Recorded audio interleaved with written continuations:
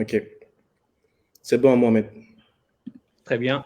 Bonjour à tous, bonjour à toutes les personnes qui sont en train de nous regarder aujourd'hui. Bienvenue dans nos cafés perspectives.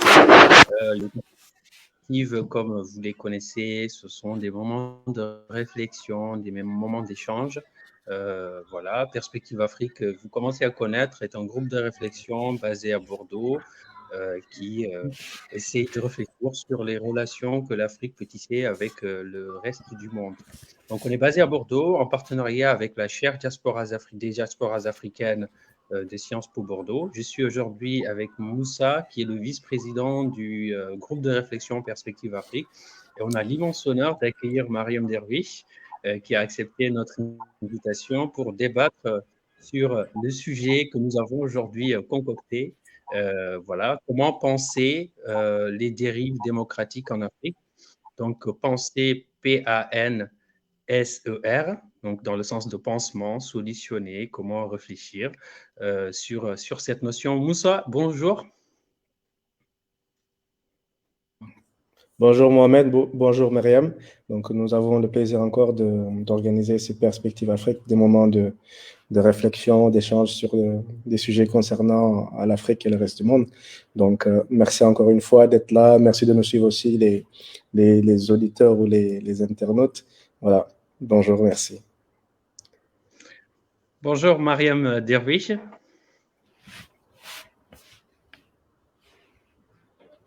Le micro.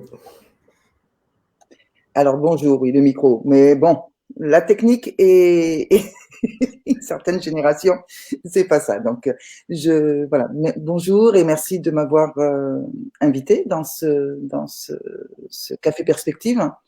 Le sujet est vaste et extrêmement intéressant. On le voit en plus à la lumière des derniers événements qui ont secoué et qui continuent à secouer notre pays voisin, le Sénégal. Donc merci. Bonjour à tout le monde. Merci beaucoup, Mariam Dervish, d'avoir accepté notre invitation. Alors, Omar Diagne va nous rejoindre. Il a un petit souci technique. Donc, il y a l'équipe qui est en train de l'aider à se connecter. Mais j'espère qu'il va vite nous rejoindre pour débattre avec nous. Alors, donc, on disait que la thématique aujourd'hui, c'est comment penser les dérives démocratiques en Afrique. Nous sommes face à un continent qui a mis en place des systèmes, des systèmes politiques, des démocraties à l'africaine et qui peinent aujourd'hui à bien fonctionner. Pourquoi? Parce que je regardais d'ailleurs en préparant l'émission un écrivain français qui disait que les Africains votent beaucoup. On vote beaucoup et malheureusement, on n'arrive pas à bien faire fonctionner en tout cas, nos systèmes politiques. Selon toi, Mariam Dervish, est-ce que tu penses qu'il y a un recul des libertés et des libertés civiles et politiques en Afrique, pour commencer? Alors déjà, bon, si le fait de voter était un aspect démocratique, ça se saurait, ou renforcer une démocratie, ça se saurait. Mais moi, je voudrais qu'on reparte dès le début, se poser la question, parce qu'on parle beaucoup de démocratie ou de système démocratique ou de demande démocratique. Mais qu'est-ce que c'est que la démocratie d'abord? Qu'est-ce que c'est? Il faudrait qu'on arrive à définir quel est ce système. Est-ce que c'est un État, un État qui est pourvu d'institutions démocratiques? Est-ce que c'est une doctrine politique dans laquelle, par exemple, les citoyens vont comment on peut dire, où la souveraineté va appartenir à l'ensemble des citoyens? Est-ce que c'est une organisation politique? C'est pareil pour le démocratique. Démocratique, c'est un adjectif. On dit une perspective démocratique, un régime démocratique. C'est quoi aussi là? Qu'est-ce que ça veut dire? C'est très ambigu. Est-ce que, par exemple, la démocratique, ça voudrait dire quelque chose qui est conforme à la démocratie, c'est-à-dire la loi démocratique? Est-ce que ça voudrait dire aussi, par exemple, des principes, des institutions, un système? Donc, on voit que les frontières sont très ténues et il faudrait savoir de quoi on parle en premier. Donc, la frontière étant très ténue, on parle de quoi? On parle d'une doctrine, on parle de valeurs, on parle d'un système ou d'une organisation. Je vous juste donner un exemple démocratique, par exemple, ou démocratisation, par exemple. Démocratisation. Ce terme, aujourd'hui, c'est un terme qui est fourre-tout. Donc, ça veut dire quoi, démocratisation? Quand on dit ce sport, c'est démocratisé. Tiens, donc la démocratisation, c'est un bien public. c'est un bien de consommation qu'on peut acquérir. On peut dire aussi démocratique avec un terme fourre-tout, par exemple, au nom de valeurs qui sont variables hein, et qu'on peut étendre à l'infini, qui seraient la liberté, l'égalité, l'équité, etc. Ça devient aussi un bien. Donc, de quoi on parle? Quelle est la démocratie? Qu'est-ce qu'un système démocratique? Est-ce que en Afrique nous sommes face à une démocratie qui est un métasystème, c'est-à-dire qui engendre elle-même d'autres systèmes qui vont naître et qui vont perdurer? Est-ce que c'est un gouvernement de loi ou un gouvernement des hommes? Je ne sais pas. Je ne sais pas. Donc en fait, la subtilité, elle est là. C'est très ambigu. Qu'est-ce qu'on fait entre cette démocratie? Qu'est-ce qu'on entend par démocratie en Afrique? Et comment on va faire le lien entre le vouloir, le faire, et après le comment faire? Et le comment faire, c'est la démocratie en tant que métasystème. Est-ce que je suis pas trop Non, on suit le raisonnement que tu mènes. Effectivement, il y a une grande difficulté à définir la démocratie. Bon, la définition la plus, en tout cas communément acceptée, ou on va dire acceptable, c'est le pouvoir du peuple pour le peuple et par le peuple. Mais on sait très bien que dans le contexte africain, même s'il y a un semblant de pouvoir qui peut appartenir au peuple à travers l'acte de vote. Aujourd'hui, tu l'as dit tout à l'heure que si voter consiste à dire qu'on est dans un système démocratique, en Afrique, on serait quand même les numéros 1 parce que on est le continent qui organise quasiment plus de 20 à 30 votes, 30 élections démocratiques, je mets des gros guillemets quand même, par an. Et aussi le fait d'organiser des élections, le fait de mettre en place ce système électoral pour faire semblant ou pour montrer au monde entier que les élections se sont bien passées. On sait très bien qu'après chaque élection, en général, il y a des contestations. Et une fois le peuple sollicité à travers cet acte de vote, cet acte d'élire en tout cas en président, à chaque fois, on a l'impression que les gens qu'on désigne comme président, en général, ils ne sollicitent le peuple par voie démocratique qu'à travers des élections. Moussa, est-ce que tu as une première question que tu peux poser? Alors, est-ce que j'ai une question à poser? C'est plutôt, je pense que les interrogations que Mariam vient de poser sont assez pertinentes parce qu'il faut tout d'abord, avant de parler de démocratie, essayer de savoir de quoi on parle. Est-ce que c'est, comme tu as dit, hein, une première définition de pouvoir par le peuple, pour le peuple, etc. Et qu'est-ce qui explique aujourd'hui que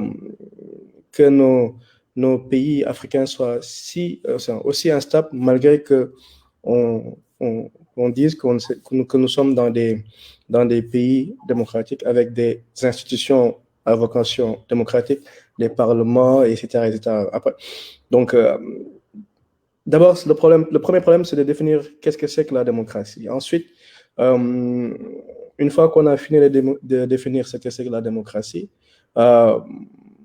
qu'est-ce qui ferait que ce soit un système, en tout cas, le meilleur système politique possible, entre guillemets, et que tous les peuples, en tout cas africains, devraient accepter, promouvoir, etc. Donc, si j'ai une question, ce serait de voir, est-ce qu'on peut avoir une première définition de ce que c'est que la démocratie, Mariam? Est-ce qu'une définition, je rêve, mais peut-être consensuelle, avec laquelle on pourrait travailler? Ça, c'est compliqué parce que je n'ai pas l'intention de définir qu'est-ce que c'est que la démocratie. Les Grecs eux-mêmes n'étaient pas des fois tout à fait d'accord. Et depuis, qu'est-ce qu'on a comme démocratie? Démocratie, on peut avoir des démocraties avec un régime présidentiel, démocratie avec un régime semi-présidentiel, démocratie quasiment monarchique. J'ai pas la prétention de définir. Ce que je dis, et je reviens dessus, c'est que nous n'avons pas assez pensé. Nous sommes issus de l'Afrique, en tout cas. On va parler de l'Afrique, puisque c'est de ça dont il s'agit. Le système démocratique tel qu'il a été, ou qu'il est en fonction dans plusieurs pays, sous des formes différentes, c'est quelque chose qui nous a été complètement complètement inconnue. D'ailleurs, même nos langues n'ont pas, dans nos langues, nous n'avions pas ce mot-là, démocratie.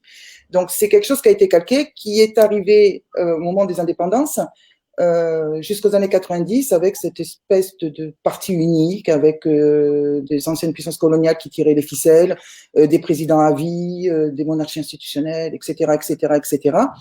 Et il y a eu ce virage des années 90, surtout avec la fin de la guerre froide, et l'Afrique en terrain de jeu des États-Unis et de l'Union soviétique, l'URSS, à ce moment-là.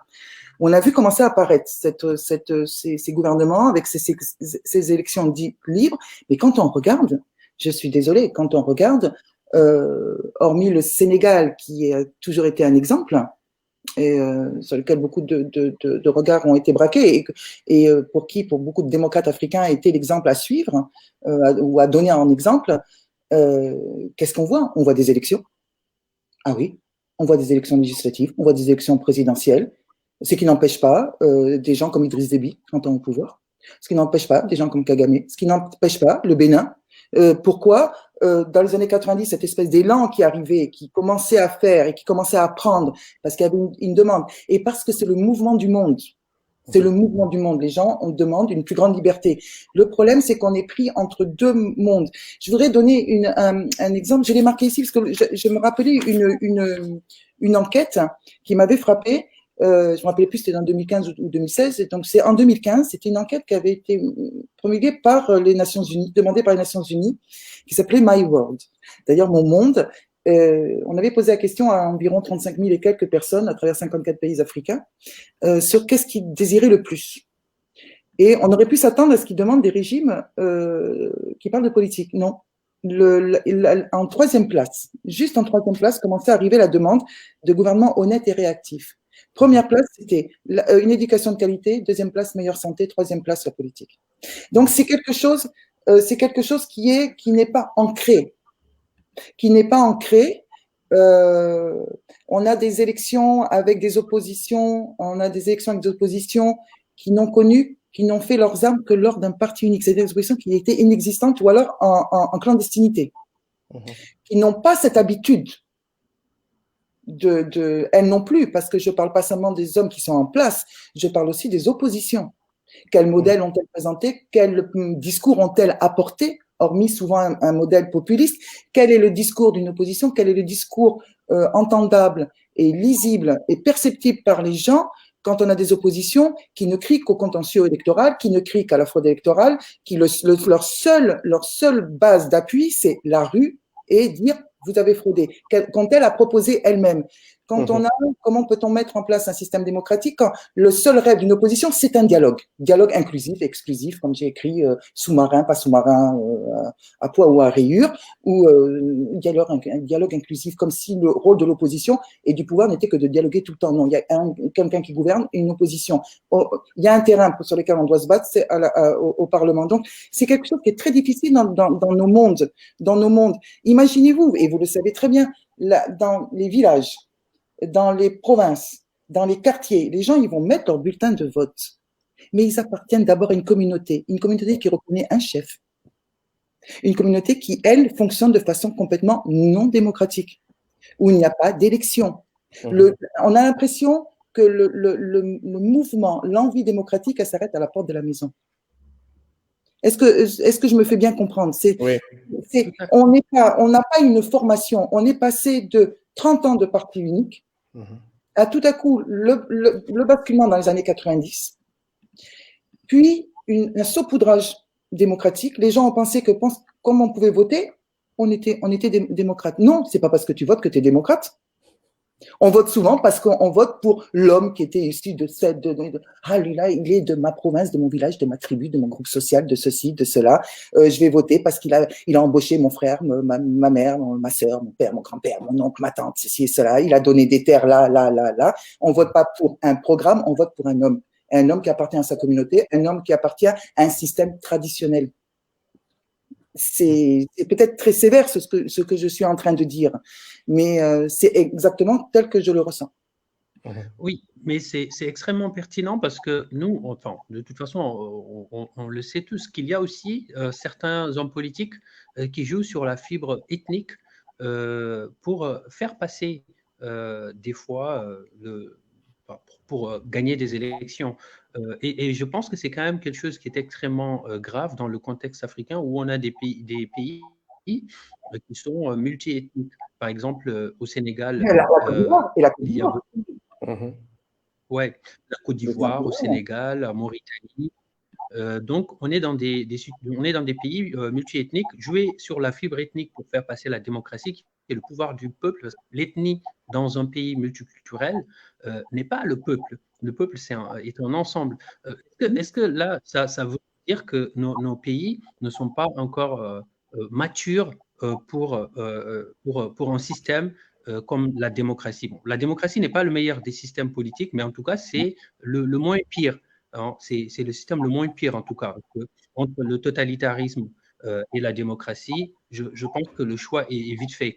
Qu'est-ce qu'il faut, en fait? Parce que là, la thématique, c'est comment penser, donc comment solutionner, on va dire, les dérives démocratiques en Afrique. Qu'est-ce qu'il faut faire pour qu'aujourd'hui, on ait des systèmes politiques qui s'apparentent un peu au système démocratique, on va dire le pouvoir du peuple. Du coup, on va s'entendre sur la définition pouvoir du peuple pour le peuple et par le peuple, parce que sinon, c'est très compliqué. Parce qu'effectivement, tu as bien fait de souligner le fait que on ne sait même pas ce que c'est concrètement la démocratie, parce que même dans les pays occidentaux qui sont considérés comme des pays démocratiques, on voit des fois des soulèvements populaires, des manifestations comme les Gilets jaunes en France qui dénoncent un système qui ne respecte pas leur liberté avec les lois comme les lois sur le séparatisme, etc., où les citoyens français considèrent également qu'on n'est pas dans un pays démocratique. Donc même dans les pays les plus développés, on ressent une sorte de recul de la démocratie. Alors qu'en Afrique, on a importé ces systèmes. Qu'est-ce qu'il faut faire en fait aujourd'hui pour avoir des systèmes politiques viables? Mais je pense qu'il faut déjà relier les choses, relier la démocratisation et le politique, par exemple, à l'économie.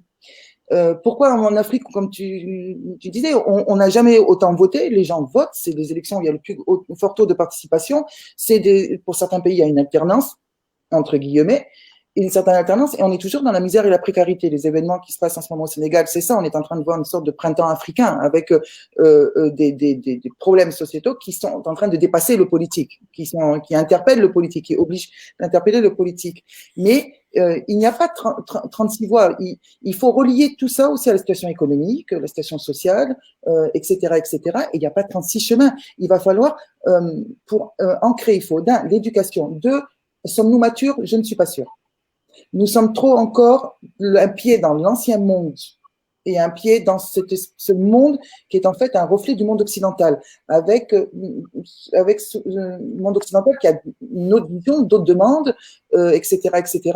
Nous, on nous demande depuis 90, on demande aux Africains d'un coup, allez, on va voter, regardez, on y va, on vote. Avec des présidents qui nous disent, je ferai qu'un mandat, qui en font 4, etc., etc. Mais comment penser ça? Il faut d'abord, je pense que la base de la démocratie, c'est la justice. C'est la justice. La base de la démocratie, c'est de faire qu'un gouvernement ne soit plus un gouvernement d'hommes, ces fameux hommes forts que nous aimons tant, le père de la nation. On les a tous là, les pères de la nation. On appelle nos aéroports avec le nom des pères de la nation. Qui eux ont fait des partis uniques, mais c'est pas grave, ce sont les pères de la nation, le chef traditionnel transposé dans des habits modernes et contemporains, avec une parole moderne et contemporaine et qui reste en tout compte fait un chef de tribu, tout simplement, un chef de clan, un chef de groupe. Il faut réobliger, comment dire, il faut réobliger à ce que le gouvernement soit efficace. Et pour qu'il soit efficace, il faut réobliger nos hommes politiques à ne plus parler en tant qu'hommes politiques, mais à parler en tant que leader et faiseur de loi, pas faiseur d'hommes. J'ai peut-être du mal à m'exprimer dessus parce que je suis pas politologue du tout, pas politologue du tout, mais je pense que c'est la plus grande fumisterie que nous vivons depuis maintenant 30 ans, bientôt, cette apparente démocratisation. J'avais oublié de dire tout à l'heure, pour appuyer mon propos, cette fameuse enquête des Nations Unies de 2015, qu'en dernière place, vous savez ce qui apparaissait en dernière place dans les demandes des gens? les libertés politiques. C'est quelque chose qui m'a, d'abord, être soigné, manger, la justice, et après le politique vient. Et les hommes politiques n'ont pas compris ça. Ou du moins, ils l'ont tellement bien compris qu'ils vont soigner, ils vont électrifier. On n'a jamais autant électrifié. On n'a jamais autant mis des tuyaux d'eau partout. On n'a jamais autant fait semblant de construire une école ici et là. Remplissez le ventre des gens, ils ne bougeront pas. Donc, il faut revenir à la justice, il faut revenir à la protection des droits de l'homme, il faut revenir au vrai rôle d'un parlement, il faut revenir à cette fameuse égalité devant la loi. Sans égalité devant la loi, il n'y a pas de démocratie. Et on l'entend dans les revendications. On l'entend souvent dans les revendications. Il n'y a pas d'égalité devant la loi. On a des textes de loi, mais qui ne s'appliquent pas. Et il faut aussi une opposition qui réfléchisse quel est son rôle d'opposition. Avec, bien sûr, un président, parce que vous avez vu comment ça fonctionne, un président qui va créer des problèmes, Lui, il crée des problèmes, hein. Il crée des problèmes, et après, il va venir se porter garant. Donc, il va décrédibiliser une opposition qui accepte tout à fait d'être décrédibilisée. Alors ça, c'est clair. On a des oppositions qui jouent le jeu. Donc, je pense que, une éducation, ça ne vient pas du jour au lendemain. De deux, il faut se regarder en face. Tant qu'on restera avec un pied dans le passé, nos sociétés traditionnelles, elles ont de très bons côtés. Elles ont remplacé l'État quand l'État n'existait pas. Elles ont protégé l'individu quand l'État ne le faisait pas. Elles ont gardé l'individu dans le groupe. Mais le problème, c'est que nos manières de penser sont complètement dichotomiques. On ne peut pas vivre sur une société traditionnelle et qui continue à véhiculer un modèle de transmission du pouvoir qui n'est pas un modèle de transmission démocratique, et en même temps dire j'exige un président démocratique. Le président démocratique, il est quoi? Il est chef de tribu. Avec ses affiliés, avec ses ennemis, avec qui il est en guerre, avec qui il n'est pas en guerre. Il va s'amuser de saupoudrage ethnique. De temps en temps, il entend que dans telle région, tel groupe ethnique est en train de râler, donc il va prendre un ministre, il va en prendre un, il fait un petit saupoudrage, là, comme ça. En Mauritanie, on le voit, bon, les Soninké râlent, on va mettre un Soninké, les Khawatin râlent, regardez, on n'a pas de problème, on en a mis un premier ministre, allez-y. Un forgeron est en prison. Pour calmer les forgerons, on va chercher un forgeron. C'est pas ça le jeu politique. Hein. Effectivement, comme ce que tu viens de dire, ça montre qu'on a une immaturité politique. Mais c'est aussi normal parce qu'on a importé ce système de façon sauvage sans tenir compte des réalités du terrain. Moussa, je te laisse poser la question. Moussa, je vais te poser une question et je te laisse rebondir. Il y a le contexte sénégalais actuellement. Je sais que tu es très objectif par rapport à la situation du Sénégal. Toi qui es originaire du Sénégal, tu as entendu Mariam Derviche décrire cette façon notre immaturité, entre guillemets, politique, qui fait que au lieu de choisir un leader, un dirigeant, une personne ou une personnalité politique qui peut incarner une vision globale d'une nation, on désigne la personne en fonction de son appartenance communautaire. Donc, il y a aussi le vote par affinité communautaire, par affinité tribale, par affinité ethnique. Et ce qu'elle vient de dire, il y a un savant, moi je le considère comme un savant mauritanien, qui s'appelle Abdelwoudoud Boulcher, qui a étudié ce phénomène de l'assabia. L'assabia qui veut dire le fait de s'organiser, d'avoir une structure politique fondée sur la tribu, en fait, avant l'arrivée de l'État moderne. Et quand il y a eu l'État moderne qui est arrivé, on a eu le même système de l'assabia qui s'est reproduit dans les structures étatiques. Donc, il y a une sorte d'incohérence et d'incompatibilité entre les pratiques tribales de la société ou d'organisation de la société et de la politique. À l'arrivée de l'État moderne, ça s'est brouillé. Au Sénégal, qui est juste à côté de la Mauritanie, c'est un autre contexte, parce que le Sénégal est souvent cité comme le modèle démocratique en Afrique de l'Ouest, parce qu'il y a eu 2 alternances, et en plus de cela, il y a une opposition qui est là, qui avait une offre politique à proposer. On a aussi le peuple sénégalais qui a quand même une certaine maturité dans la façon de comprendre les enjeux politiques. Comment aujourd'hui tu décris le fait qu'il y ait ce recul de la démocratie et comment tu définis, toi, le citoyen le citoyen dans un État? Comment tu définis le citoyen dans un État? Alors, tes questions sont très intéressantes et mériteraient chacune un café perspective. Alors, Oui. comme tu l'as si bien dit, je serai très objectif, effectivement, entre guillemets. Alors, sur la première question d'abord, avant de répondre, je dirais que l'État moderne ne peut trouver une place véritablement cohérente que quand il y a une nation aboutie. C'est-à-dire, cette nation aboutie, c'est un ensemble de populations qui fonde son appartenance par l'appartenance au pays. Voilà. Pas par l'appartenance à la tribu ou à l'ethnie ou un groupe particulier.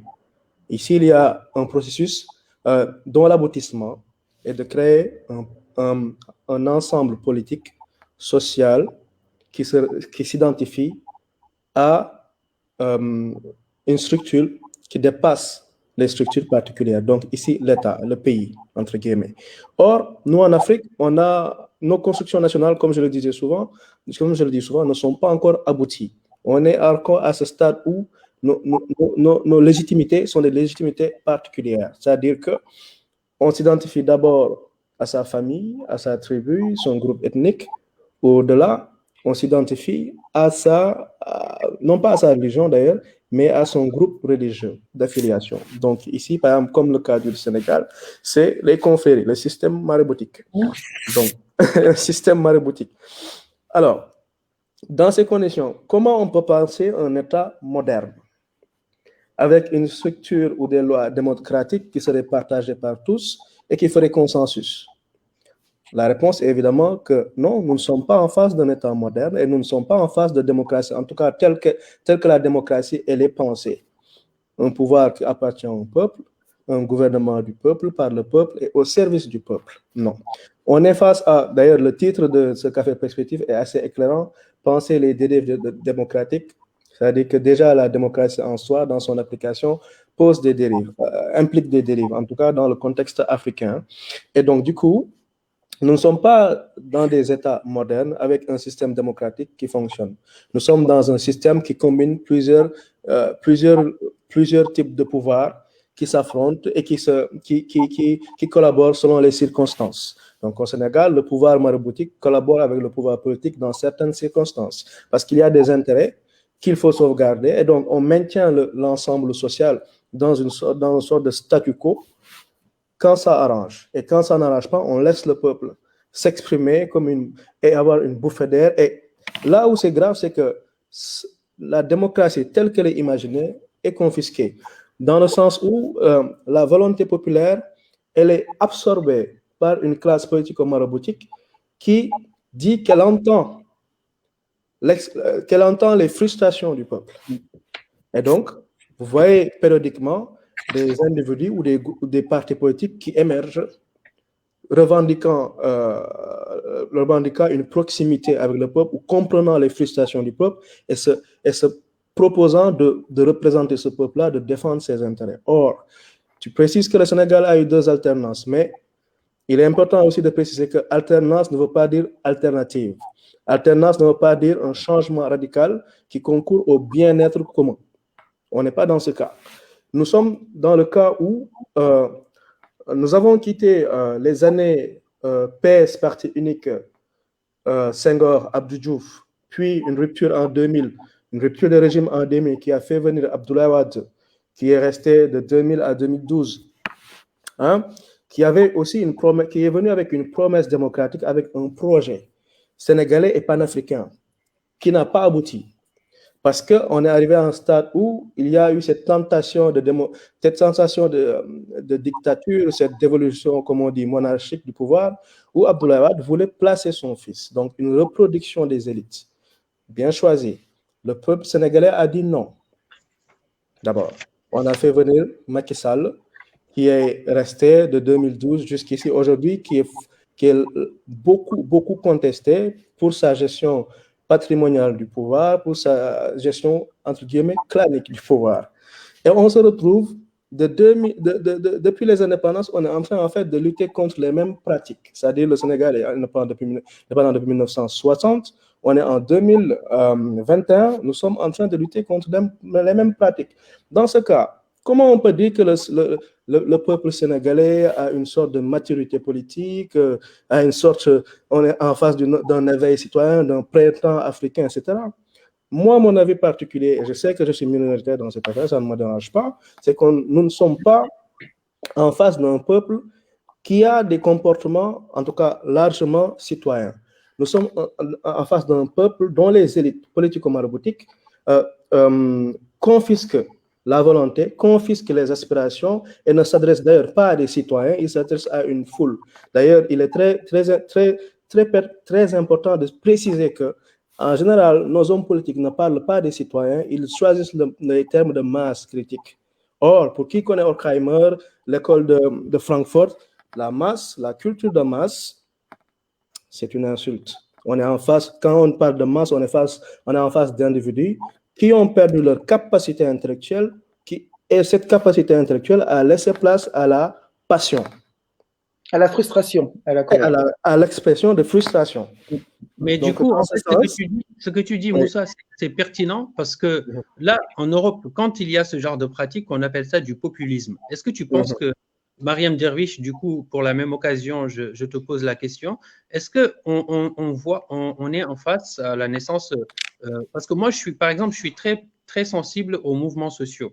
Quand il y a quelque chose qui ne va pas dans un État, je pense que c'est le droit d'un peuple de se lever et de manifester. Après, évidemment, quand il y a des manifestations, les mouvements sociaux sont toujours, il y a toujours une masse, Moussa, même je sais que tu n'aimes pas trop ce mot, il y a quand même cette masse de population, d'hommes et de femmes qui ne sont pas là ou qui ne comprennent pas forcément tous les enjeux, mais qui soutiennent quand même leur leader. Et en général, on l'a vu dans quasiment tous les pays africains où il y a une opposition dirigée par un ou deux leaders qui, en général, utilisent les frustrations de ce peuple-là pour accéder au pouvoir. Macky Sall, par exemple, avant d'être désigné, d'être élu président de la République, il avait aussi un discours il demandait à aller déloger, par exemple, Abdoulaye Wade. Et aujourd'hui, c'est le même discours qu'il est en train de combattre. Est-ce que vous pensez qu'il y a la naissance d'un certain populisme à l'africaine, Mariam Derwish? Mais je pense qu'il a toujours été là. Il a toujours été là. Le discours d'un homme politique ou la campagne électorale d'un homme politique, c'est bien sûr sur les aspects démocratiques et sur le faire. Mais le comment faire pour appliquer cette démocratie, ça disparaît à partir du moment où cet homme politique-là arrive au pouvoir. Mais le populisme, il a toujours été là. Il nous a parlé à juste titre du Sénégal. Le Sénégal, comme il a parlé à juste titre des confréries religieuses qui sont un État dans l'État, qui empêcheront de toute façon. Ces confréries religieuses s'adressent aux Sénégalais, pas comme des citoyens, comme si c'était leur talibé. Avec des consignes. Et des consignes des fois violentes. Si quelqu'un au Sénégal ose critiquer les mourides une fois, mais c'est un déchaînement de violence verbale, de propos. Il y a un État dans l'État. Donc, comment construire une démocratie sénégalaise quand il y a un État dans l'État? Aucun président sénégalais ne peut faire quoi que ce soit s'il n'est pas allé demander, s'il n'a pas fait allégeance, s'il n'a pas dit je vais laisser, s'il n'a pas dit je fermerai les yeux sur Touba, par exemple, qui est une ville dans une ville où les règles de la République sénégalaise ne s'appliquent pas. Elles ne s'appliquent pas. Nous sommes face à un État dans un État. Donc, le Sénégal est très fragile, il a raison. Et moi, je n'aime pas parler non plus de masse. On devrait parler de citoyens. Le problème, c'est que on l'a tous fait ça. On demande à quelqu'un, on est au pays, moi je parle en Mauritanie, tu es d'où toi? Tu es qui? On ne va pas répondre, je suis mauritanien, on te dit, je suis telle tribu, ou je suis Halpoula, ou je suis Mour, ou je suis ceci ou cela. Avant de dire je suis mauritanien, c'est comme si on demandait à un Français, tu es quoi? Je suis auvergnat. Non, d'abord, il va répondre, je suis citoyen. Bon, il y a pas une masse, mais le populisme, il a toujours été là. Il suffit de regarder les campagnes électorales, mais on rase gratis. On rase gratis. On va distribuer, on vient, on tape sur l'ancien, on fait, mais on est dans le populisme. On est dans le populisme et on est toujours dans une gestion patrimoniale. Moussa, il a dit tout à l'heure un terme très. Regardez autour, regardez. Je ne parle pas que du Sénégal à la Mauritanie. Regardez le Gabon. Ils ont tous leur famille autour. Regardez le régime au Sénégal, c'était Wade, il avait toute sa famille autour. Tout le monde travaille. Le cousin, l'oncle, le beau-frère, la sœur, la fille, tout le monde travaille. On regarde partout. Et ça a fait qu'on a des hommes politiques qui ont osé, un cynisme éhonté, et c'est passé. Ils disent Idriss Déby, je prends Idriss Déby au Tchad. Idriss Déby au Tchad, ça va être 6e mandat, 30 ans qu'il est là. 30 ans. Et vous savez ce qu'il a dit? Et ça n'a pas fait un pli. Il a dit, je suis là parce que je réponds favorablement à l'appel du peuple.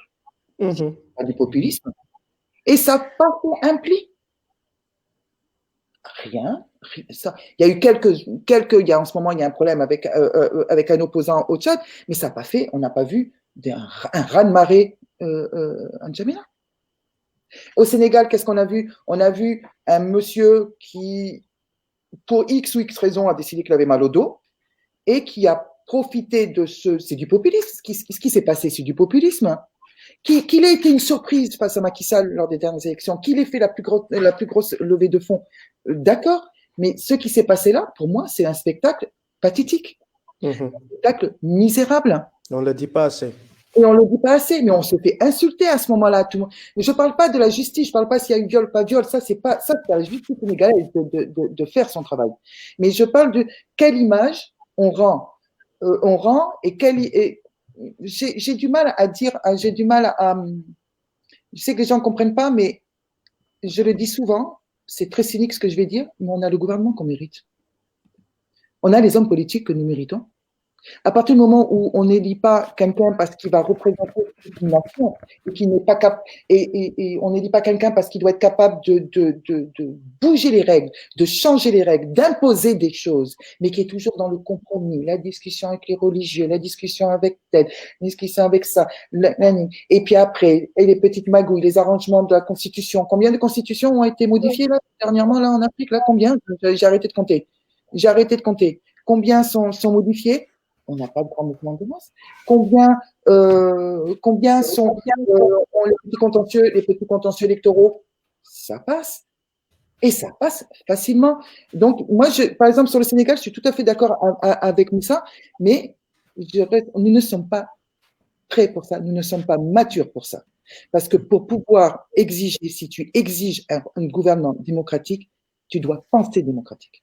Tu ne dois pas penser clan, tu ne dois pas penser… Par exemple, en revenant du Sénégal, j'ai été frappée et choquée comment ce problème Sonko-Macky Sall a dérapé en problème ethniciste. Et vous, les Halpula aussi, c'est quoi? Oui, ça c'est l'une des grandes difficultés, effectivement, Mariam Dervish. Et ça veut dire que dans le peuple sénégalais, ne sont pas matures. Si on arrive à ethniciser une histoire toute bête de je veux aller prendre le pouvoir, j'estime que c'est Macky Sall et que je te demande de partir, d'accord, c'est la même chose que Macky Sall avait fait avant, mais qu'on en arrive à faire un problème ethnique, c'est qu'on est très très loin de l'idée même de démocratie et très très loin, on n'est plus dans le politique. On est dans les vieilles rancœurs et les vieilles querelles depuis des siècles et des siècles et des siècles entre les groupes ethniques. On l'a vu avec le Nigeria. Pourquoi Boko Haram c'est le nord et c'est pas dans le sud du Nigeria? On le voit avec le Mali. On le voit avec le Mali qui a explosé complètement.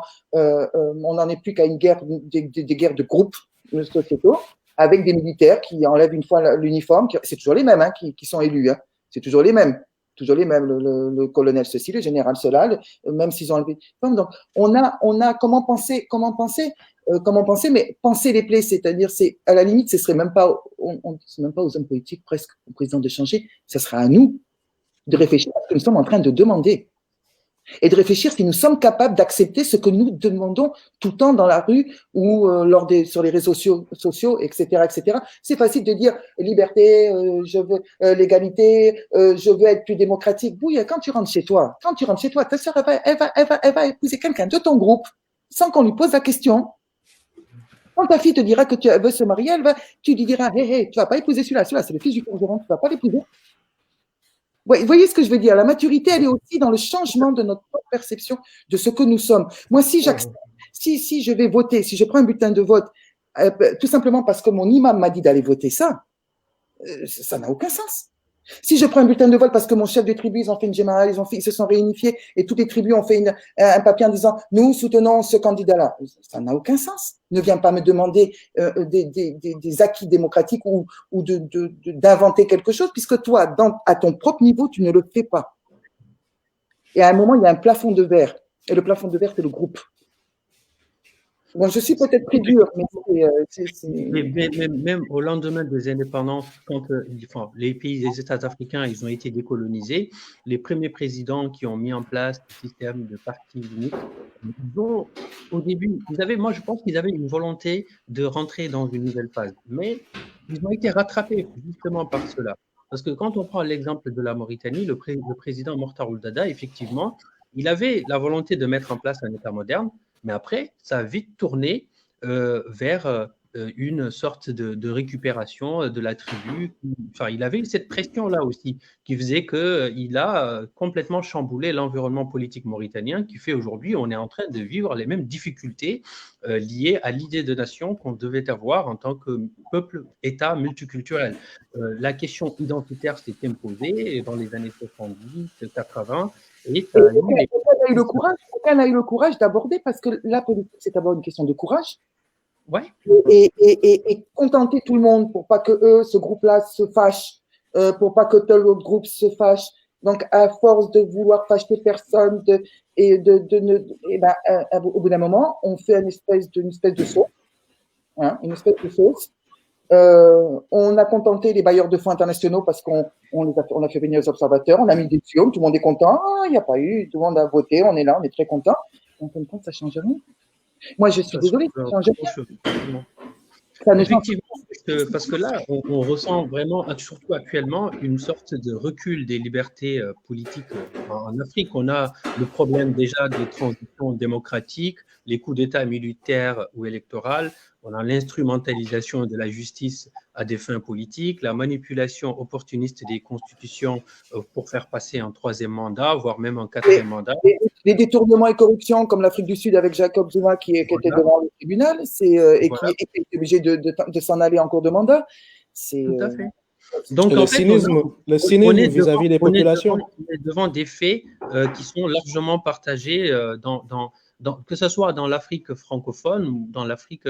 Après, dans l'Afrique anglophone, il y a quand même quelques pays qui sortent un peu du lot, comme le Ghana, où le président Nana Akufo-Addo a quand même mis en place un système, entre guillemets, panafricaniste, où le Ghanéen est replacé dans le centre des décisions. Par exemple, quand il y a les entreprises chinoises qui viennent installer des marchés, qui viennent faire des marchés ou qui installent des entreprises, il leur oblige à recruter des Ghanéens, il négocie ses contrats, il est contre le FMI, donc il a mis en place un système qui jusqu'à présent en tout cas marche, et puis avec son prédécesseur aussi, John Rawlings, je pense, si c'est ça. Moussa, tu me diras si je me trompe.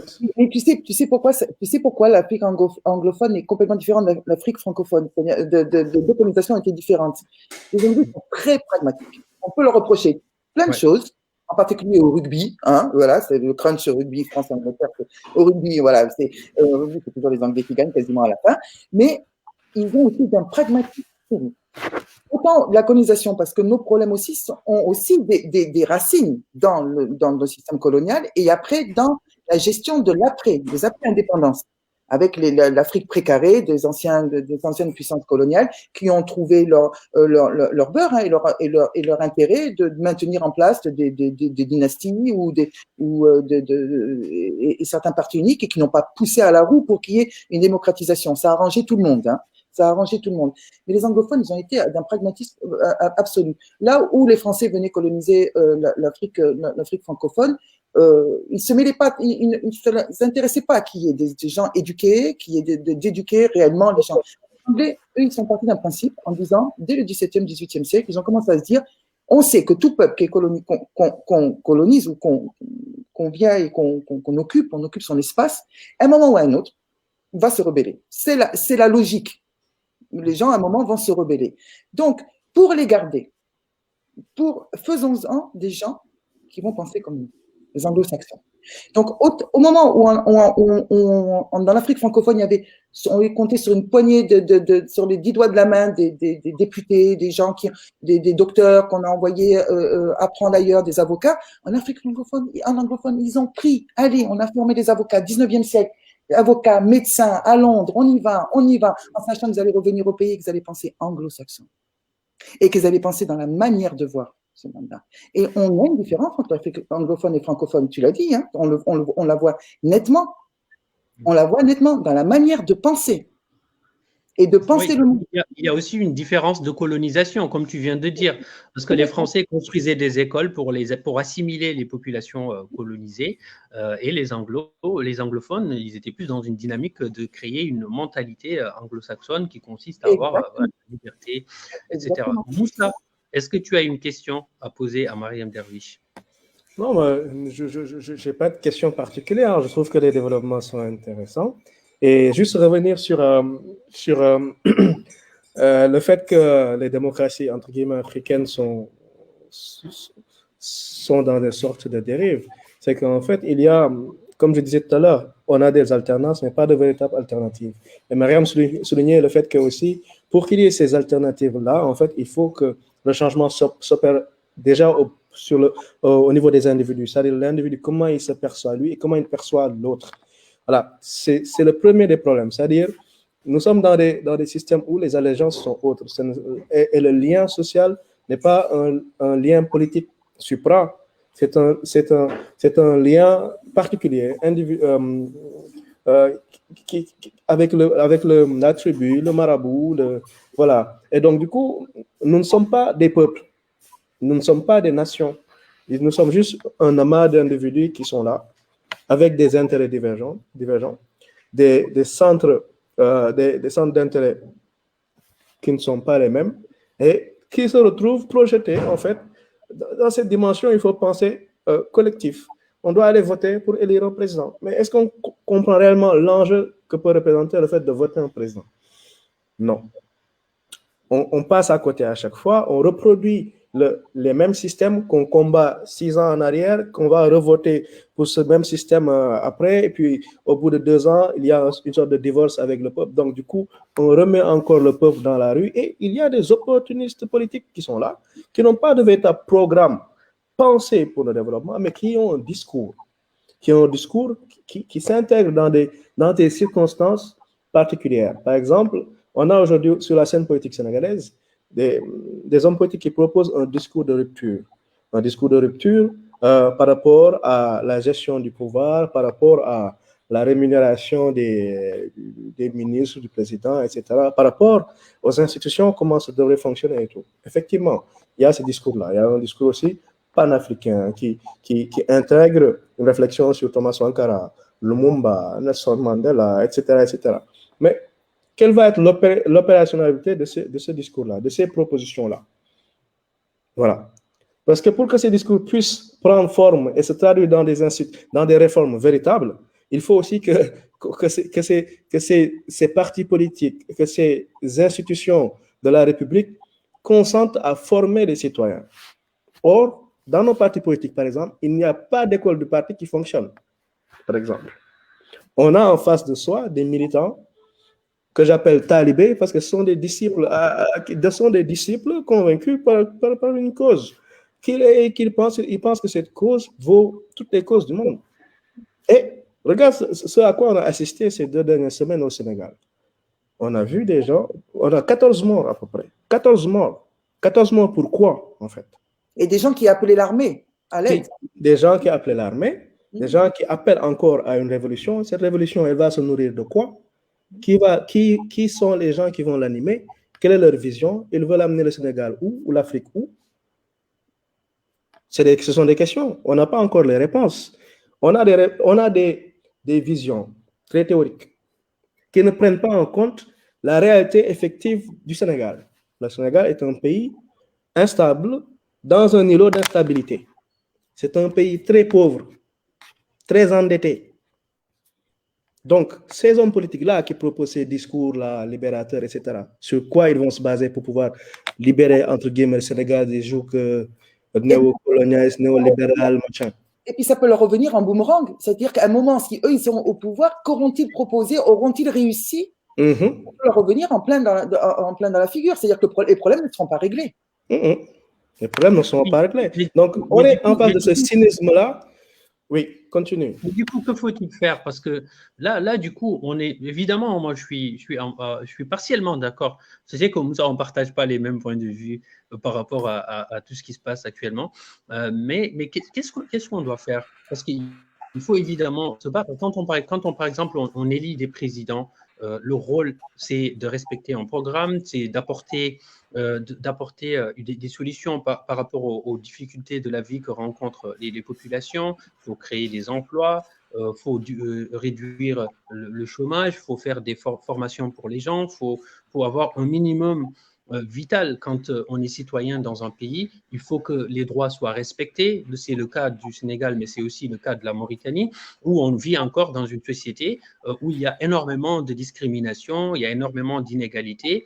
Tout le monde est au courant, mais il n'y a pas de solution posée sur la table. Donc, à un moment donné, quand on vit dans ce genre de société, on se révolte et on espère toujours suivre un homme politique ou un leader qui va incarner une certaine vision de la société. Et c'est là où il y a des dérives, parce que c'est là où on part à gauche et on rentre dans du populisme.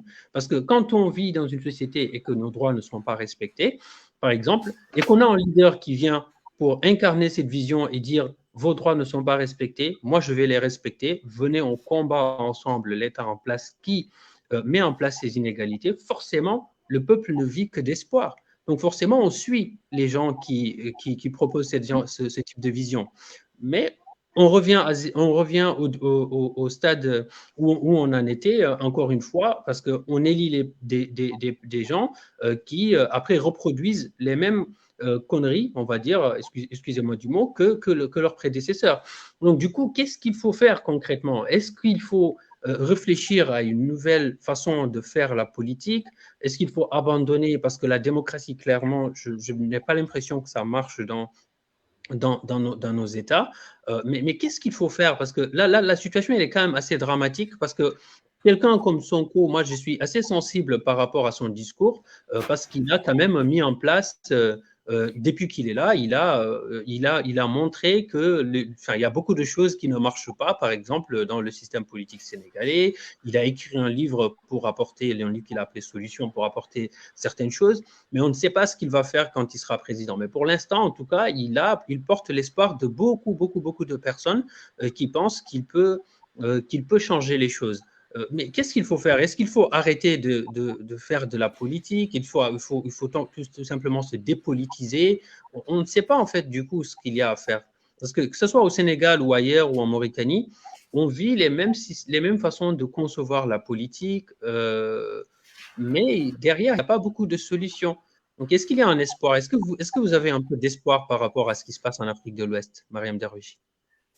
Un peu compliqué, parce que est-ce que la solution, c'est d'échoir un président élu en place? Parce qu'à partir du moment où on demande un système démocratique, on parle aussi d'alternance. Il va peut-être falloir à ce moment-là, aux prochaines élections, réfléchir autrement et mettre le bulletin de vote qu'il faut dans les urnes. Je ne suis pas sûre que la méthode que Sonko emploie soit la meilleure méthode, parce que à la limite, dans sa demande comment dire, d'épurer le système politique en place au Sénégal, d'apporter des solutions, mais dans sa méthode porte en elle aussi automatiquement des méthodes antidémocratiques. Est-ce que vous voyez ce que je veux dire? C'est-à-dire, on ne peut pas demander plus d'égalité des droits et des chances et puis de dire cet homme-là, il a été élu, mais il ne nous plaît pas, allez, il dégage. Non, il a été élu pour tant de temps. Et n'oubliez pas qu'il a été élu par une majorité des Sénégalais. Donc, c'est-à-dire, ça veut dire, je vais à l'encontre, ça me plaît, il me plaît pas, je vais à l'encontre. Mais, Mohamed, tu oublies aussi un des aspects, parce qu'on parle souvent de nos présidents, qui sont aussi, je ne dis pas qu'ils sont tous dans juste le pouvoir pour le pouvoir, hein, c'est pas ça.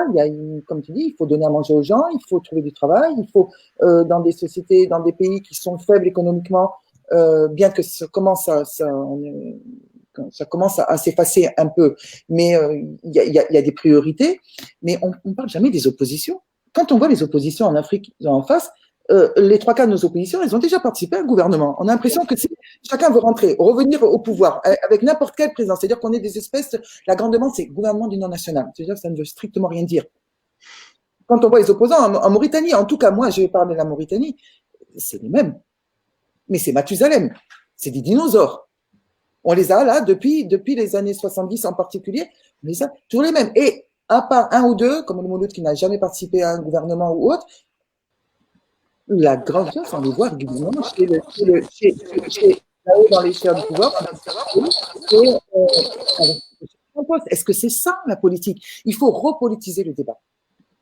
Il faut arrêter le populisme, il faut repolitiser le débat. Et il faut s'ouvrir plus largement. Moi, par exemple, il y a un président africain qui m'énerve. Je vais même faire des ennemis, c'est Kagame. Paul Kagame. Paul Kagame est en train de nous vendre un pays sur Facebook, sur tous les réseaux sociaux. Alors, il nous montre tout ce qui marche bien. Il ne montre pas tout ce qui ne marche pas. Et parce qu'il a fait ça, il se donne le droit de rester ad vitam aeternam. Paul Kagame, c'est le plus grand magicien de la politique africaine. Le plus grand magicien de la politique africaine. Le gars, là, il met dans un chapeau, il nous montre, là, on a la 5G. Alhamdoulilah, la 5G. Mais derrière le bâtiment, là où tu as la 5G, il y a des gens qui sont en train de crever de faim dans ton pays. Alors, tout le monde il a une super campagne de com. Mais il est en train de la mener. D'accord, il est en train de sortir le mandat du marasme économique. Il est en train d'en faire une vitrine. C'est pour ça qu'il va rester au pouvoir.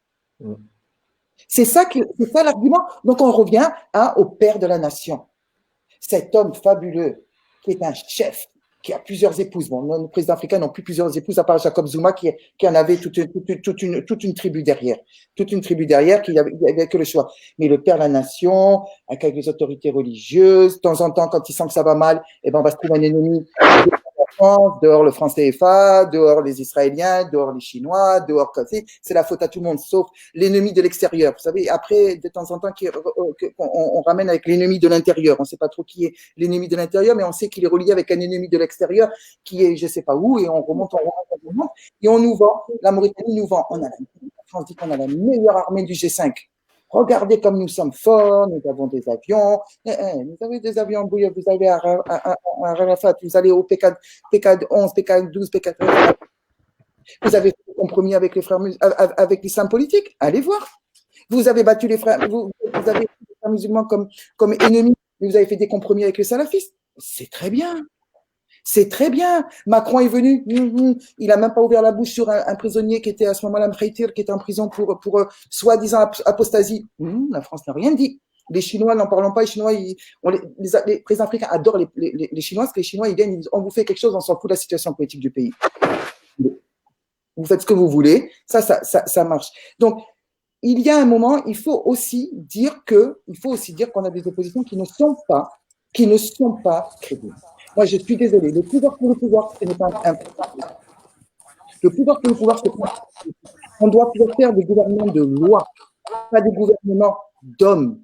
Qu'est-ce que j'en ai à fiche que l'aéroport s'appelle Umtumsi, ou Senghor, ou Blaise Diagne, ou je ne sais pas qui. J'en ai à fiche comme du père de la nation. Le père de la nation, il a eu l'avenir d'un pays en main, et il en a fait un parti unique.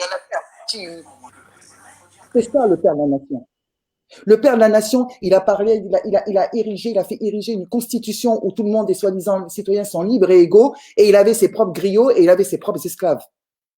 Et il vient nous parler de démocratie. Vous voyez ce que je veux dire? C'est qu'à un moment, on a transposé un modèle sans réfléchir.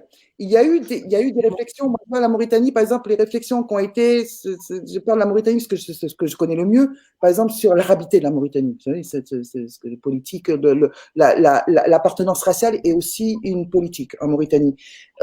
On a transposé des débats qui étaient des débats has-been, que le monde arabe lui-même avait effacé depuis longtemps, quand on a fait entre les Nassériens, les Baassistes et qu'est-ce que c'était la nation arabe.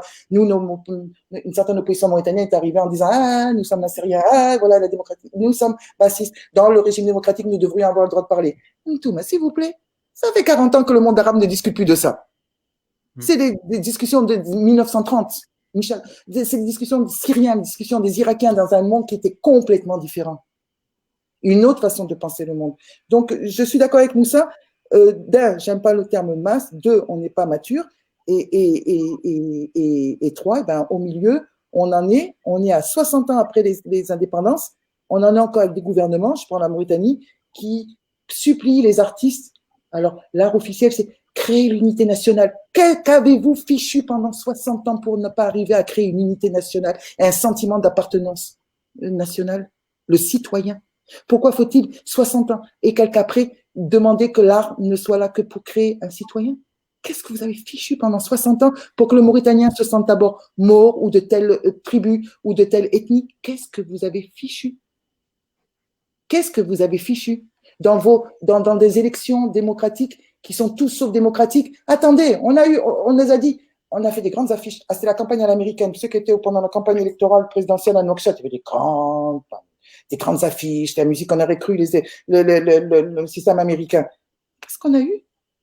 On a eu Aziz et on a eu celui qui a été son bras droit dans l'ombre pendant deux mandats. Et tout le monde est content.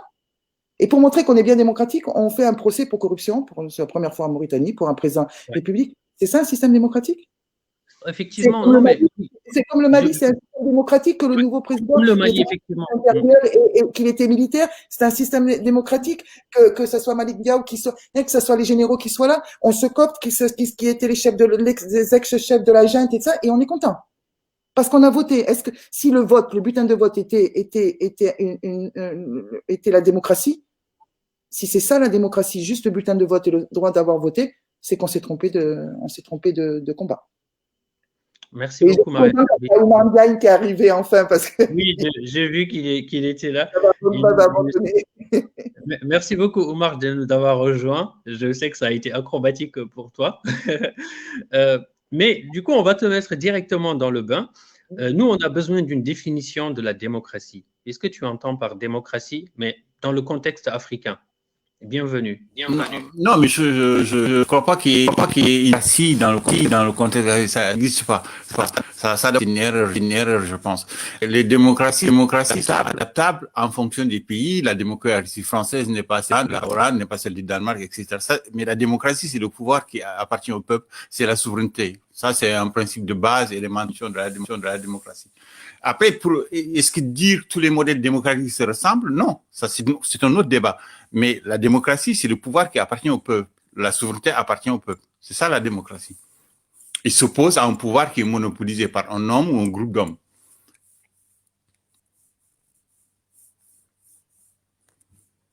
Merci pour ce premier élément de réponse. On a vu que dans certaines démocraties en Afrique, les dirigeants utilisent souvent la fibre ethnique pour gagner des élections. Est-ce que, selon vous, ces pratiques peuvent disparaître dans les pays d'Afrique? Rousseau, il dit que la démocratie, elle est tellement parfaite qu'elle est faite pour des dieux. D'une démocratie dépend aussi de la qualité de la population. Je pense qu'on a souvent, parce que le simple fait de voter ne détermine pas la qualité d'une démocratie. Pas parce qu'on donne le pouvoir au peuple de voter qu'une démocratie est qualitative. Je pense que le problème qu'on a en Afrique, c'est la qualité de la démocratie. En tout cas, dans les pays où on vote, pas dans les pays où on ne vote pas, parce qu'il y a un pays où c'est encore un peu compliqué. Et une démocratie dépend de la qualité de ceux qui ont démocratie. Et donc le problème mental qu'on a en Afrique, c'est le niveau de qualité de la démocratie. Regardez un pays comme en France. Vous prenez juste une histoire allez voir la dégradation du niveau de la qualité démocratique. Donc, en Afrique, je pense que le problème fondamental est lié au niveau d'éducation des populations. Parce que celui qui entretient la démocratie, l'améliore, c'est le peuple. Le peuple n'est pas suffisamment éduqué et éveillé. On peut manipuler les gens autour de n'importe quelle question. L'ethnie est un instrument qui a été, on connaît bien dans l'histoire de l'Afrique, où des communautés différentes, en Afrique de l'Ouest, autour de Ghana par exemple, où des communautés différentes ont survécu pendant des siècles sans qu'il y ait de conflit ethnique. Les problèmes ethniques, les problèmes ethniques en Mauritanie, ce sont souvent des problèmes politiques ou des problèmes.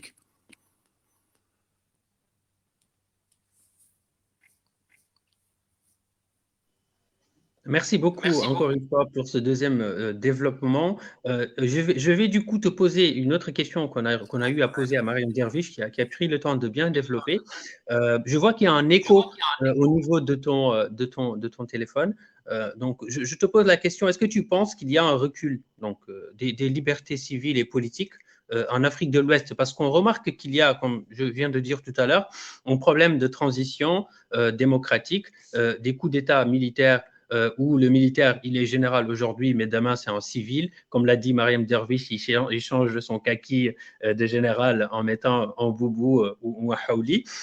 Voilà, un boubou en tout cas. On a un problème d'instrumentalisation de la justice à des fins politiques, la manipulation opportuniste des constitutions pour faire passer un troisième, voire un quatrième mandat, l'institution ou la mise en place du système de parrainage qui aujourd'hui est devenu un instrument déploré pour écarter les opposants aux compétitions électorales. Donc il y a eu tous ces problèmes-là qui aujourd'hui, nous, on a dit que c'est une sorte de dérive de la démocratie. Mais comment solutionner? Comment les solutionner? Parce que nous, en Perspective Afrique, on aime bien avoir des perspectives. Comment les solutionner? Merci. Je pense que le problème est lié même à la naissance de ces démocraties. Vous savez que déjà, c'est dans les années 89, ce que j'appelle des démocraties sous ordre. Et l'essentiel dans une démocratie, c'est le peuple qui garantit la démocratie. La nature humaine, elle est partout pareille. Là où il y a des hommes qui sont au pouvoir, ils ont tendance à en abuser. C'est un principe, pour paraphraser un peu Hampâté-Bâ, il dit que le pouvoir, c'est un peu comme du vin. Tu prends le premier verre, ça va, le deuxième, et puis tu prends le troisième. Donc, mais empêcher ces dérives, c'est un peuple qui est averti, qui limite ces dérives. Et le problème qu'on a, et je pense que le cas du Sénégal est très intéressant, parce que regardez comment on a pu changer la constitution, créer un troisième mandat en Guinée et en Côte d'Ivoire. Ce n'est pas le cas au Sénégal. On voit une population qui est en train de résister. Je ne sais pas encore quel en sera le résultat instructif. C'est le niveau de la conscience des populations qui est important. Et la démocratie, il n'y a qui peut garantir une démocratie. C'est pas un homme. Les hommes ont toujours les mêmes tentations. Même en France, regardez les habits qu'a tenté ça. Regardez d'autres habits et pourtant, c'est des vieilles démocraties. La démocratie est une lutte permanente qui doit être garantie par un peuple.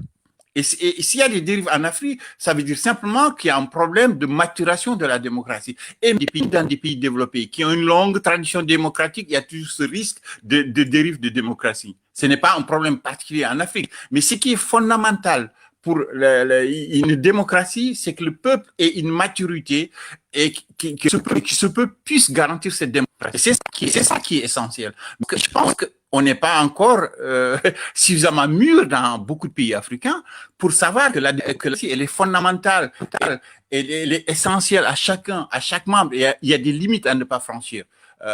Et ça, c'est comme toute démocratie, il faudrait que le peuple soit toujours éveillé à tout moment pour pouvoir garantir les démocraties. Les dérives, elles sont comme les démocraties du monde. Mais c'est la maturité d'un peuple. Effectivement, on avait soulevé l'immaturité ou, en tout cas, le fait que nos peuples en Afrique de l'Ouest ne soient pas encore prêts à vraiment penser là en l'occurrence dans le sens de réfléchir, de penser à de nouvelles formes de systèmes politiques.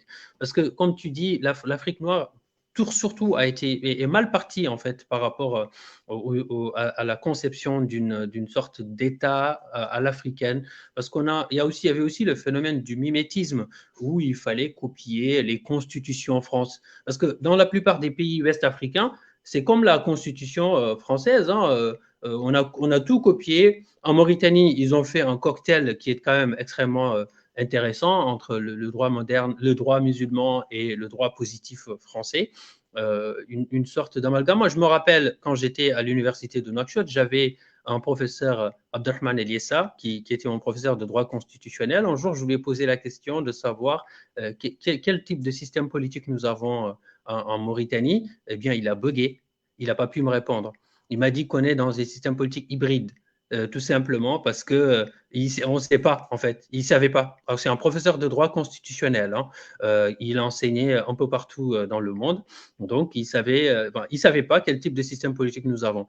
Et effectivement, je ne le comprenais pas à l'époque parce que moi j'avais besoin de mes réponses en tant qu'étudiant en droit, mais aujourd'hui je le comprends tout à fait. Moussa, par rapport à ce que vient de dire Omar Diagne sur la question sénégalaise, qui aujourd'hui, c'est ce que j'ai cru comprendre, comme quoi le peuple quand même a une certaine maturité pour refuser à ce qu'il y ait des manipulations pour le troisième mandat, peut-être préparé par Macky Sall. Qu'est-ce que tu en penses?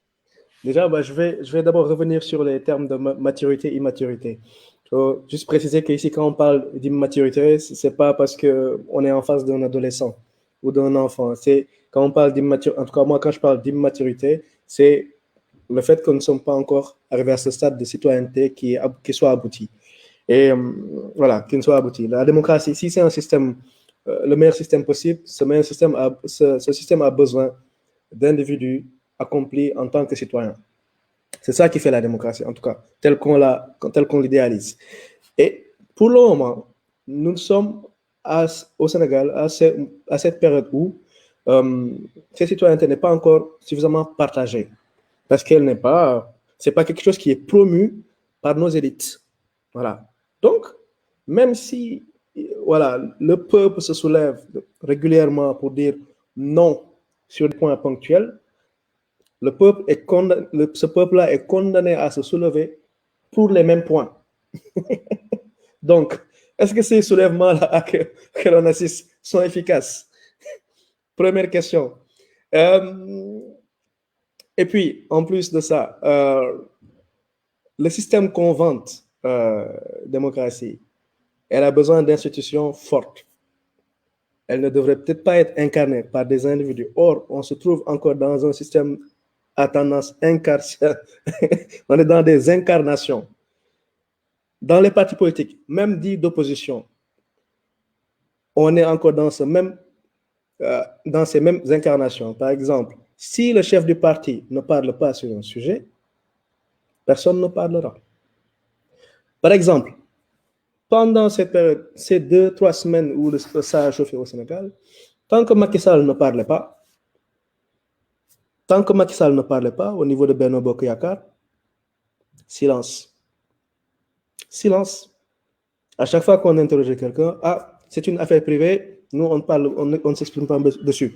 Alors qu'il aurait fallu que soit Macky Sall ou soit des personnalités de premier plan, du point de vue de leur ancrage dans le système Benno Bokk Yakaar, de leur influence, s'expriment en tant que citoyen sénégalais pour porter une parole positive et dire là ça doit s'arrêter parce que c'est en train d'être dévié, c'est en train de prendre des proportions que ça ne devrait pas. Non, ils ont laissé le terrain à des artificiers qu'on dit républicains faisant partie de l'opposition, qui se sont arrangés pour déplacer un problème privé à un problème politique. Et se sont installés dans ce rouage-là et ont transformé, pendant 2 semaines, se sont attelés à transformer le Sénégal en un charnier. Alors que les problèmes des citoyens sont autres. La Covid est là. Il y a des gens qui ont perdu leur emploi. Où sont les réponses? Les étudiants qui ne peuvent plus aller à la fac ou aller dans leurs écoles privées, où sont les réponses? Quelles sont les mesures prises? La question de la vaccination ou les lits à l'hôpital qui ne suffisent pas, où sont les réponses? Et qu'est-ce que les partis de proposition, par exemple, proposent pour ça? Ou est-ce que c'est écrit quelque part dans leur programme qu'ils ont des propositions pour cela, à part dénoncer un système néo-patrimonialiste, corrompu, etc. Où sont les véritables propositions qui sont à même de ramener les solutions qu'il faut à ce pays-là? Donc, merci penser la démocratie, les dérives de la démocratie, c'est déjà penser les problèmes internes au système partisan, par exemple. Mais je voulais rebondir sur ce qu'a dit Oumar tout à l'heure. Il dit une chose très juste, la démocratie, c'est fragile. Ça doit se défendre tout le temps. Il n'y a pas d'acquis démocratique. C'est pas quelque chose d'ancré. Et on a vu, par exemple, la tentation avec les États-Unis. On a vu avec Trump. Là, tout le monde avait été en train de crier, les partisans. Et on a vu que les Américains étaient assez forts. C'est-à-dire cette tradition démocratique était assez fortement ancrée pour refuser. Parce que ça aurait été facile. Parce que Trump a eu aussi des dizaines de millions de gens qui ont voté pour lui. C'est pas juste quelqu'un qui avait 2% de voix. C'est quelqu'un qui représentait énormément qui a représenté énormément d'Américains. Donc, mais la tradition était ancrée. Moi, comme je disais au tout début, vous vous rappelez, j'avais dit que la démocratie, c'est un métasystème. C'est un système qui va générer qui va faire naître des institutions et qu'il faut faire perdurer ces institutions. La démocratie, elle a besoin de garde-fous. Elle a besoin d'une bataille permanente. C'est-à-dire, à un moment, un homme doit pouvoir s'oublier pour quelque chose d'autre. Et que ses ambitions de pouvoir pour quelque chose d'autre. Et ne pas, parce que pendant que les gens sont en train de mourir dans la rue, l'homme politique, il est chez lui. Il est sur RFI. Ou il est sur les ondes en train de dire da, kada, ou alors il se fait mener comme Sonko a fait, où j'ai trouvé ça pathétique, les fausses menottes derrière le dos, là. Il n'y avait même pas de menottes. Tu es juste convoqué, Bouille, tu es convoqué, il y a une dame qui est en train de porter plainte contre toi, la justice n'avait pas besoin de rameuter toute la foule et de surfer sur cette colère, c'était juste une affaire de droit commun. Et après à la justice de dire oui ou non, ça c'est là-dessus, je vais pas argumenter. Mais je prends la Mauritanie par exemple, la démocratie mauritanienne, parce qu'il y a eu des changements quand même, on l'a vu, ceux qui ont connu le parti unique, et puis après on a vu des changements dans certaines libertés d'expression, et encore, je vais mettre des guillemets, c'est un métasystème, mais elle a besoin de garde-fous. Moi je prends la Mauritanie, un jour on découvre que le Sénat c'est inutile. Le garde-fou de la démocratie, le Sénat. On nous a sorti que les sénateurs étaient corrompus. Moi, je ne vais pas goter dessus. La seule chose que j'ai répondu, j'ai dit, s'il vous plaît, si les sénateurs sont corrompus, vous les virez. Vous gardez l'institution. Gardez ce système-là qui est un garde-fou, qui doit être capable de pouvoir dire à un président, attention, monsieur le président, vous ne pouvez pas toucher ça. Attention. Et ça se fait trop souvent. La démocratie, c'est un métasystème dans lequel nous faisons partie, en tant que citoyens, de ce corps, de ce métasystème. Et c'est à nous aussi d'exiger de nos dirigeants qu'ils soient vertueux. On n'est pas juste dans une élection, on n'est pas juste dans un gouvernement d'hommes. Les hommes qui sont là ne devraient pas être là pour laisser leur nom dans un livre d'histoire. On n'en a rien à fiche qu'ils laissent leur nom dans un livre d'histoire ou qu'ils laissent leur nom à un aéroport. Ces hommes-là, ils sont dépositaires d'un pays et des gens et des hommes et des femmes qui vivent dans ce pays. Et c'est à ces hommes-là qu'incombe l'obligation de créer une citoyenneté. Mais quand on voit la politique patrimoniale, quand on voit les régimes présidentiels ou les régimes semi-présidentiels comme au Sénégal, ou les démocraties autoritaires comme c'est la France aujourd'hui, par exemple, qui est une forte dérive autoritaire, qu'est-ce qu'on a en face? La démocratie, c'est fragile. Et ne pensez pas, et je le redis, ne pensez pas parce qu'on vous a donné un bulletin de vote et qu'on va vous mettre le doigt dans de l'encre là et que vous allez poser votre doigt que vous avez voté et que vous êtes démocrate. La démocratie, elle n'est pas là. Elle n'est pas là. Merci beaucoup. Merci beaucoup. Je vais du coup passer la parole à Omar. Oui, non, mais je pense que Moussa, je pense que souvent c'est une phrase que j'entends. La démocratie n'existe pas sans des institutions. Mais qu'est-ce qui fait les institutions? Les institutions, c'est des hommes qui les garantissent. Donc, ça me semble être, voilà, une chose élémentaire. Donc, j'insiste. Moi, je répète qu'une démocratie, la démocratie dépend de la qualité de son.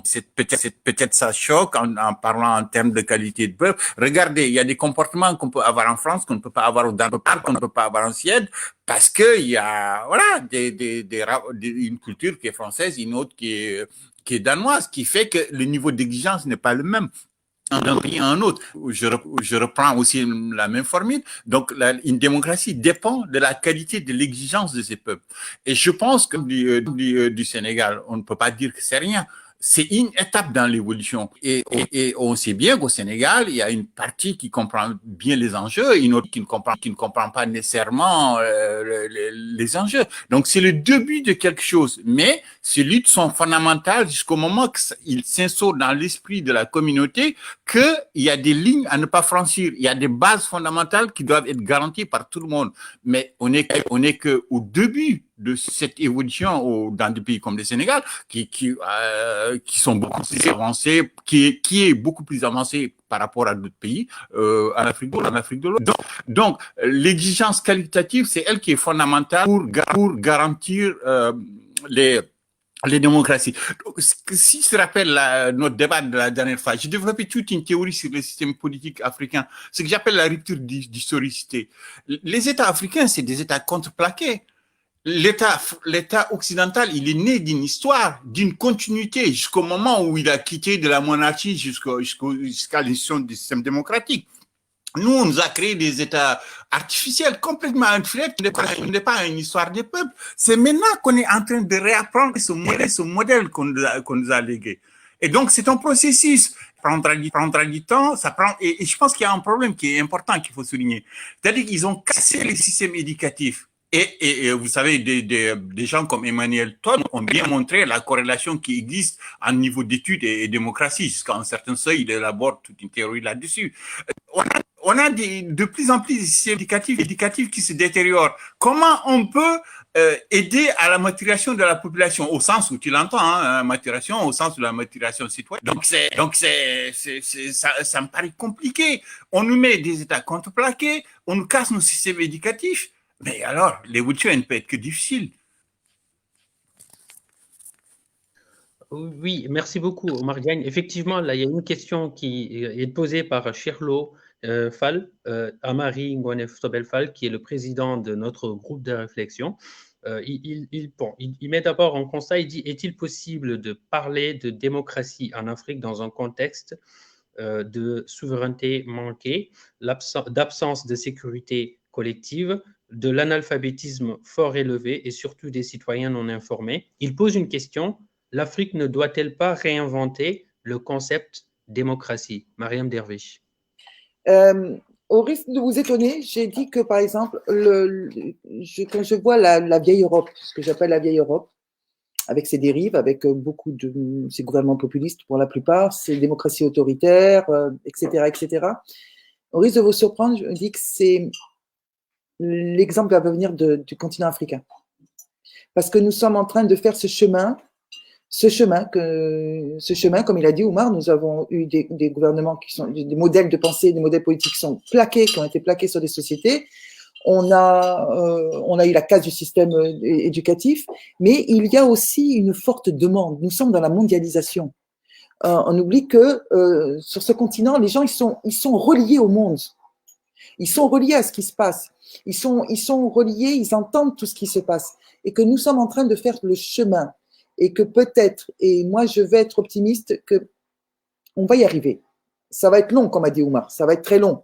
Parce que pour l'instant, nous ne sommes pas matures. On ne nous sommes peut-être pas prêts parce que c'était dans l'intérêt de personne que les Africains, et j'aime pas globaliser parce que l'Africain du Sud ne ressemble pas aux Marocains, etc., dans la façon de penser le monde, mais dans certains désirs, il a les mêmes choses, il y a le même socle dans cette mondialisation des demandes, et qu'on va peut-être donner des leçons un jour. On va peut-être réapprendre à la vieille Europe peut-être qu'est-ce que c'est que la démocratie, le système démocratique, et la vraie souveraineté du peuple. Ça va prendre du temps. Moi, je suis très optimiste dessus. J'ai dit des choses très dures, et en même temps, je suis persuadée que les prochaines leçons, elles viendront du continent africain.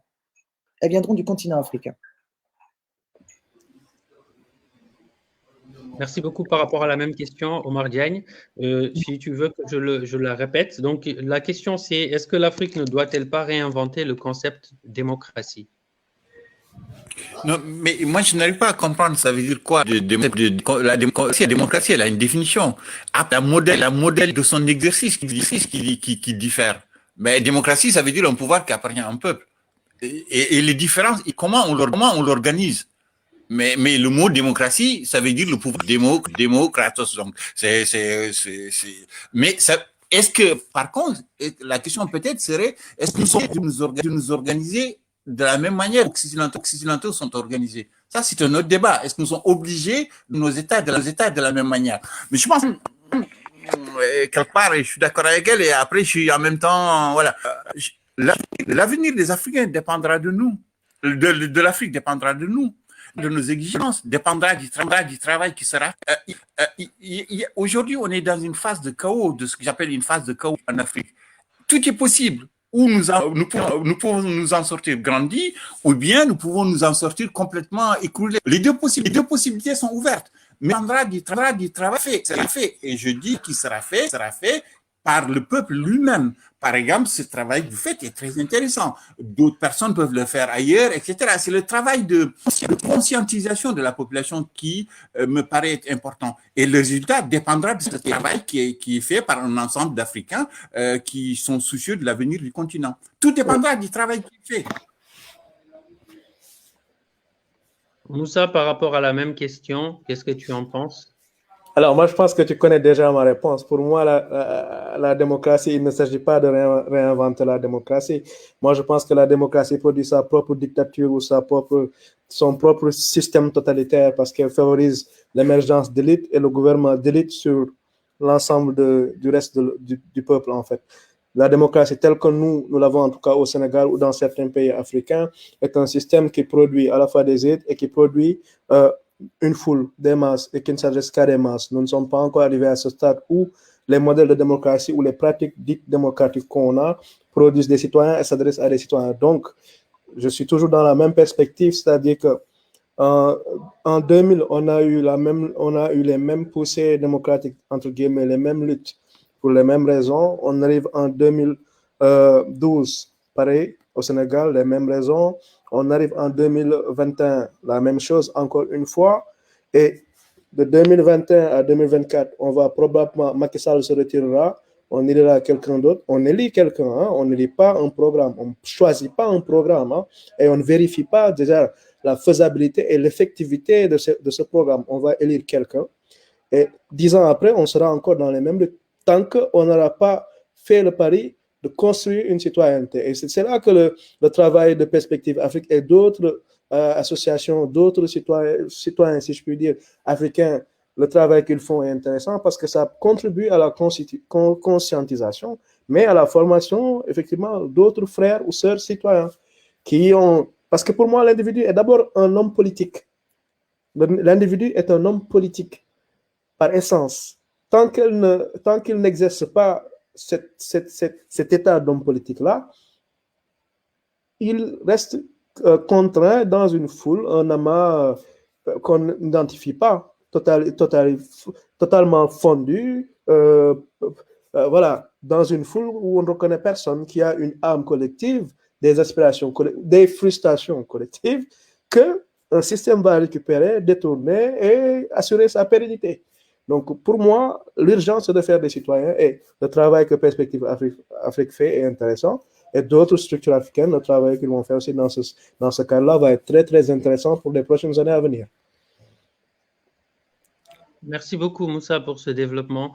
Chirlo précise que réinventer la démocratie dans le sens d'une refondation profonde des institutions, à l'image du régime ultra-présidentiel.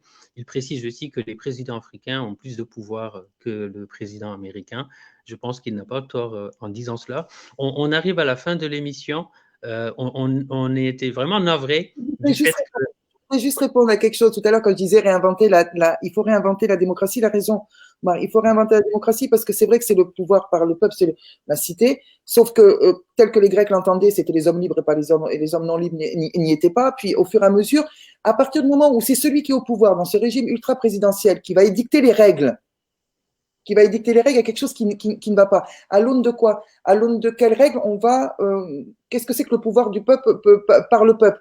Dans un régime démocratique lambda, comme disait Mohamed tout à l'heure, c'est peut-être pas le meilleur, mais pour l'instant c'est celui qui fonctionne à peu près le mieux. C'est le Parlement, par exemple. C'est le Parlement. Mais il faut réinventer, et ça ne passera pas sans l'éducation. Ça ne passera pas sans la prise de conscience. Et peut-être que ce qui se passe au Sénégal, peut-être que ça va, en ce moment, je vois, c'est absolument dramatique ce qui s'est passé au Sénégal, parce que on sait, c'est un modèle. Pour moi, combien de fois j'ai regardé, je disais, ça peut marcher, regardez, à côté, ça marche. Nous ne sommes pas abonnés au régime militaire. Nous ne sommes pas abonnés ad vitam aeternam aux anciens militaires, ex-militaires, futurs militaires, ou je ne sais pas quoi, qui vont venir de cooptation en cooptation, parce que je suis désolé, la dernière élection entre Aziz et Razouani, c'est la cooptation du bras droit pendant 2 mandats de l'ombre et qui est venu et qui nous fait croire aujourd'hui que tout va changer alors que le système reste le même, démocratie autoritaire, ultra-présidentielle, etc., etc. Moi, j'avais 2 modèles. Je vais vous étonner, j'avais le Sénégal pour dire, regardez, ça peut marcher. Et au niveau des printemps, quand on a dit printemps arabe, par exemple, j'avais l'exemple tunisien, ce qu'ils avaient après, en disant, vous les Tunisiens, si vous dites, il faut que vous réussissiez, parce que si vous réussissez, nous, on peut dire qu'on peut le faire. Ça peut marcher. Donc, voilà, il faut réinventer. Je n'ai pas de solution miracle, mais il y a l'exigence d'égalité et de justice. Il y a l'exigence des droits de l'homme. Il y a l'exigence d'égalité économique et sociale. Il y a l'exigence de devoir repolitiser le débat, de ne plus en faire juste du populisme. Il y a cette démocratie, ça ouvre toute la gamme de tous les possibles. Il n'y a pas un modèle démocratique. Il y a des modèles démocratiques. Mais à ce moment-là, il faut qu'on puisse en parler. Et je suis désolée, quand au niveau d'un pays, le politique et le repenser, repenser le politique et comment les politiques se pensent, parce que c'est ça, je pense, ne se résume qu'à une demande de dialogue inclusif et comme j'ai dit exclusif ou sous-marin ou extraterrestre ou je ne sais pas quoi, on est loin du problème. On est très loin du problème. Si la seule façon de se repenser et de repenser qui nous sommes, qu'est-ce que nous voulons, comment devons-nous fonctionner, comment nos institutions doivent être mises là et être renforcées, comment devons-nous éviter les dérives, comment devons-nous éviter, comme tu as dit tout à l'heure Mohamed, des changements constitutionnels, ou comme le Bénin en 2016, il y a 20 partis d'opposition, les dernières élections, il n'y a plus personne. Il n'y a plus personne. C'est facile. Quand c'est celui qui gouverne, qui édicte les lois, on a faussé le débat. Parce qu'on est dans un régime présidentiel. On a souvent des assemblées qui, des fois, ne font pas leur travail non plus. Ils ne font pas leur travail. Bon, voilà, j'ai pas d'autre chose, j'ai pas d'autre, mais il faut réinventer la démocratie et peut-être réinventer une façon de nous penser, nous en Afrique. Et j'ai beaucoup parlé. On va laisser la parole à Omar. Oui, le pauvre, parce que vraiment, j'ai pas de soucis, je suis désolée.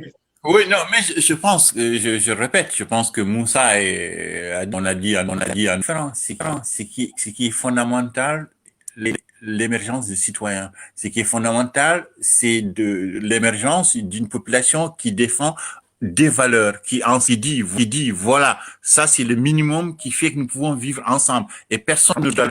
Maintenant, l'histoire se construit sur la base de rapports de force qui sont en mouvement, de recul, des phases d'avancement, etc. Mais le travail que nous devons faire, c'est de conseiller nos populations et aider à ce qu'ils comprennent les bases fondamentales qui permettent le bon fonctionnement d'un État. Et ça, la plupart des Africains, quand je dis parle de la Mauritanie, c'est que j'ai dit, la plupart ne savent même pas qu'est-ce que c'est que ça. L'État a peut-être un membre de leur famille est ministre, un membre de leur famille est président. Voilà, le peuple lui-même ne comprend pas les mécanismes fondamentaux qui permettent à un État de fonctionner. Le travail essentiel, c'est l'éducation. Je le répète, t'as pas fait ce travail tant qu'on n'aura pas conscientisé, on aura des problèmes. On continuera à diviser les populations, problèmes ethniques, en problèmes de ceci, de cela. Comme il dit Moussa aussi, souvent à Mauritanie, on est parti de Mesroul Boulkhaïr. Mais ça, c'est assez évocateur. De Ahmed Dada. C'est comme le parti appartenait à une personne. Même au niveau des associations, souvent, l'association de tel. Alors que c'est l'objectif commun qui doit être mis en avant, le projet de société qui doit être mis en avant. Donc tout ça pour dire qu'on a un long travail sur notre société, sur les mentalités, sur notre manière de voir les choses.